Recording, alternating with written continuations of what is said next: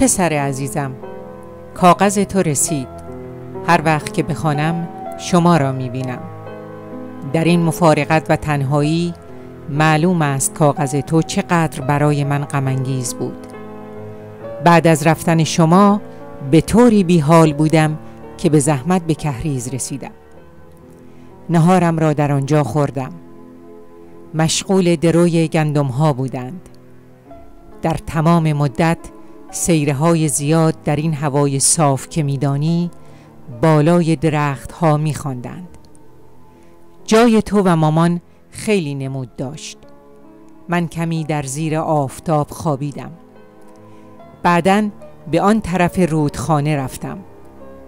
یقین خیال میکنی برای شکار کبک ها، در صورتی که بیشتر انتظار میکشیدم این روز پر از نگرانی تمام شود و وقت بگذرد به یوش برسم.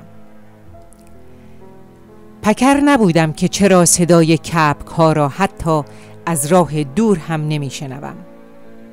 اما باد و سرما آدم را عاجز می کرد. نازرکوه همانطور در زیر ابر بود. کوه دیده نمی شد. میدانی هر وقت که این کوه را ابر می گیرد علامت این است که در قشلاق بارندگی است و هوای یوش سردتر می شود. مردم تجربه کرده اند. از تجربه های مردم باید چیز فهمید. فقط کتاب نیست که ما را چیز فهم می کند. از من می پرسی در چه رشته اسم نویسی کنی. این را باید اول از ذوق و شوق خودت پرسیده باشی. جز این که ممکن است ذوق و شوق به راه کج برود. ذوق و شوق ما را وضع تربیت خوب یا بد ما فراهم می آورد.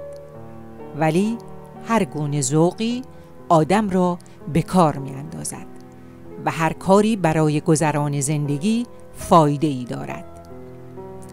هیچ وقت به ناراحتی های من نگاه نکن. من فکر نمی کنم کدام موج نیرومندی مرا به این ساحل بی برکت انداخته است. فقط راه خودم را می روم و به جز این کاری از دست من بر نمی آید. در صورتی که تو با سرمایه جوانی برای جور به جور کارها آماده هستی.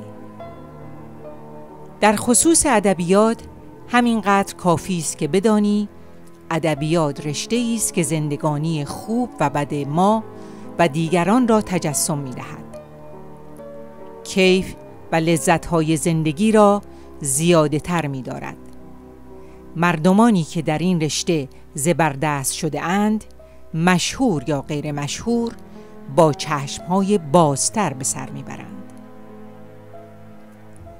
حالان که دیگران اکثراً مثل این است که به کابوس دچار شده اند و زندگانی را در عالم بیخبری و بیاد و حواسی تحویل می‌گیرند.